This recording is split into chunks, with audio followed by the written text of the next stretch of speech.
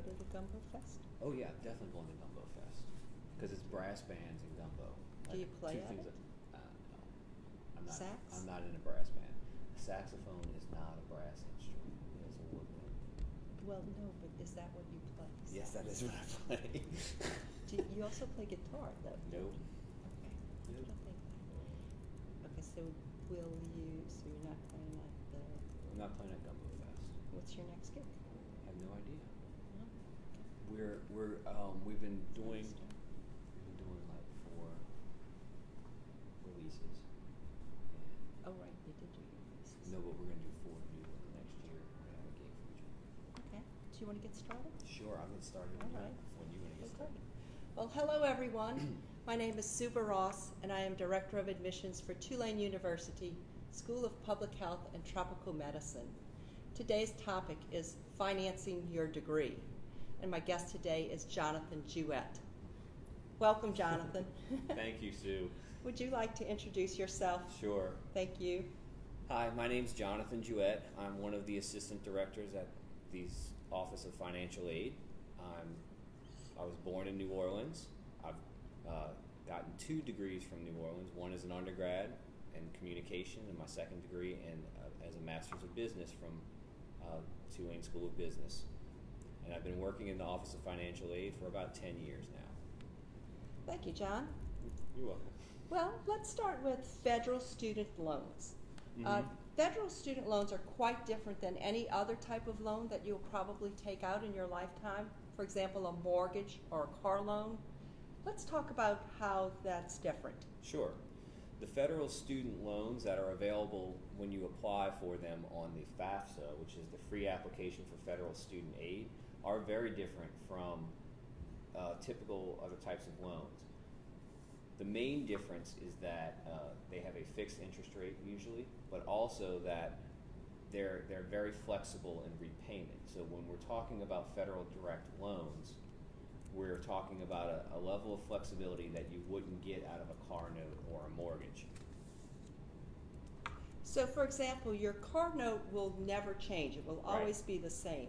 But you're saying due to the loan repayment programs, that's based on income, so it can change. That's right.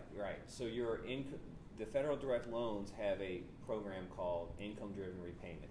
Actually, they have 6 different programs. But the 2 most common and most current ones are the pay-as-you-earn and revised pay-as-you-earn loan repayment programs. Those 2 programs allow you to base your current balance owed to be repaid on how much money you earn each year, and it's usually about 10% of your income. So that means that no matter how much money you borrow under the federal direct loan program, the amount of money that you would be required to pay would be based on how much money you earn in a given year. Well, that certainly sounds reasonable. Yeah, it's pretty flexible. Well, let's talk about the different types of loans that's obtained from the government. Sure. There's 2 types of loans that you can get. The first one would be the federal direct unsubsidized loan. It's the less expensive one of the 2, and its interest rate is about 6 to 7%. As a student at the School of Public Health and Tropical Medicine, you would be able to borrow up to $33,000 per academic year through that loan program. The other loan is the Federal Direct Graduate Plus loan. That one is typically 1% higher in interest than the Federal Direct unsubsidized loan. But there is no limit to how much money you can borrow through that program. Usually what we do is we will use it to fill the remaining cost for tuition, fees, and other expenses that you might need to attend the school, such as books. Right. So most students probably have a combination of these. Yes, most students do have a combination of these. Okay. What about other awards that can be obtained, like work study? Yes, there's a federal work study program that you do apply for when you complete the free application for federal student aid, or the FAFSA. That the work study awards are just an allocation of money that you can earn on an on-campus job. So what you would do is you would get a work study award, which most of our students do get. Unless you're coming from an exceptionally wealthy family, you will most likely get a federal work study award. once you have the award, you go find an on-campus job, and then that award is used to pay you during your on-campus job. Okay, it's good to hear that most students can probably obtain work study. Yes, that's correct. And there are probably other awards for veterans or... Yes, there are other awards that are available that you do not apply for through the FAFSA. So the student, you do have to look, you have to go out on your own and find some of these. But things like, oftentimes there'll be employer assistance. So an employer would True. pay for you to go to school if your schooling is part of your, you would improve your job, for example. There's also VA benefits, the Yellow Ribbon Program or other VA benefits. There's AmeriCorps. There's also private scholarships like the Gates Millennial Scholarship. Right, and many people interested in public health probably qualify for some of that. Yes. Right. Yeah, but they do have to go. You have to go looking for them on your own. But we would certainly assist you in any kind of coordination with those awards, to be used at Tulane. Okay, Jonathan, let's talk numbers. Okay. What's the cost of attendance? What's the cost of attendance? So the cost of attendance is quite. It can be quite expensive. But the current cost for Tulane is a tuition rate of $1,300 about per credit hour. So currently, it's about 45 credits to complete your degree at Tulane, which means that you're looking at an educational cost just to attend school of about $65,000 for over 2 years. Okay. That's ballparking it, but you can actually have a higher cost should you need to borrow for books, maybe buy a computer, something like that too. Well, that's a pretty competitive fee with our competitors. So excellent. I know that financial aid, your office, will give tips on managing loan repayment. Yes. Let's talk about a few of those. Yes. So our office will recommend that you borrow as conservatively as you can.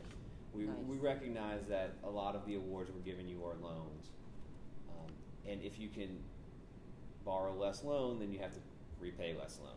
Yes. That being said, like the loans we offer, we always go and recommend that you use the federal direct loan program first, because most oftentimes that loan program is going to have flexibility built into it that you will want to use maybe right out of school. The other thing is that we do have dedicated financial aid counselors who can answer your questions about loan repayment at any time, should you have any questions. John, this has been very helpful. Oh, thank you, Sue. But you also know about scholarships, so I wanted to ask you if you have any details about that. Yes, I am very happy to say that the admissions office does have scholarship, and we do issue scholarships. Each application that is submitted is screened during the review process for scholarships, merit-based scholarships. And there are different types. The 1912 Founder Scholarship is in honor of our school, was founded in 1912. So we do have that. If you receive this scholarship, you will find out in your acceptance letter, we listed out the amount that you're given. And we also have other scholarships available for doctoral programs, for our online master's programs, and for underrepresented populations, as well as the departments give scholarships to those that they screen and find that they are worthy to give scholarships to. So do you have any suggestions for any applicants that are considering Tulane or other schools? Yeah, I certainly do. I would ask you to compare not only cost of tuition, but compare fees as well. As you look at the cost of tuition, on your tuition bill are also a list of fees that you will pay. Right. Student service fees or academic fees. But my caution is to question any fee that you see that might look like something that's not obvious. What does that fee support? It's my experience that some schools will charge a fee to students and it supports their scholarships. So it goes back to the admissions office for them to be able to award to other incoming students. So Tulane does not do that. We don't charge fees to our students to support scholarships. Right. But some schools do. So if you see any fees on your tuition bill or that the school charges, I would definitely ask where those fees are going or what are they supporting. Same with secondary applications. As you know, we have the SOFIS application, centralized application, and we use that to make our decisions for acceptance. And then if other schools will sometimes charge us a fee with a secondary application, this fee also helps support scholarships. But we don't have a secondary application. It's just a SOFIS application. Just the SOFIS application. My third caution is to compare cost of living in your city. New Orleans is not as expensive as a city as DC or Boston, and it's my experience that some students accepted to other schools might give up funding to come to our school without funding because of the cost of living being more affordable than several other cities in the U.S.